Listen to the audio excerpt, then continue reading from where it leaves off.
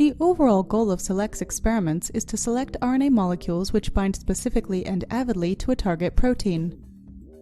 In RNA selects, this is achieved by in vitro transcribing RNA from a library of random DNA oligonucleotides, followed by incubation of the transcribed RNA pool with the target protein. As a second step, filter binding is used. This separates the target binding RNA molecules from the unbound RNA pool. Next, the target binding RNA molecules are eluted, reverse transcribed to DNA, PCR amplified, and transcribed back to RNA. This RNA pool, which is now enriched for some binding aptamers, is used for binding to the target in the next select cycle.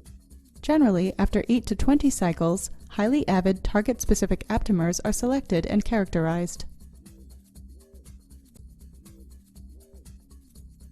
Hello, I'm Bitan in the Department of Neurology at UCLA.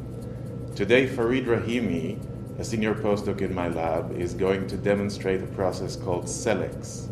We've used this process in the lab to select aptamers for amyloid beta oligomers. So let's get started. Farid, it's all yours. In this SELEX experiment, homogeneous, aggregate-free, stable protein oligomers made up of amyloid beta protein A beta 40 are prepared using the pickup procedure as described in a previous JoVE video protocol, with modifications detailed in the accompanying written protocol. Following cross-linking, clean up the cross-linked oligomer mixture using 5 ml desalting columns. First, place the column on a stand with a beaker below the column.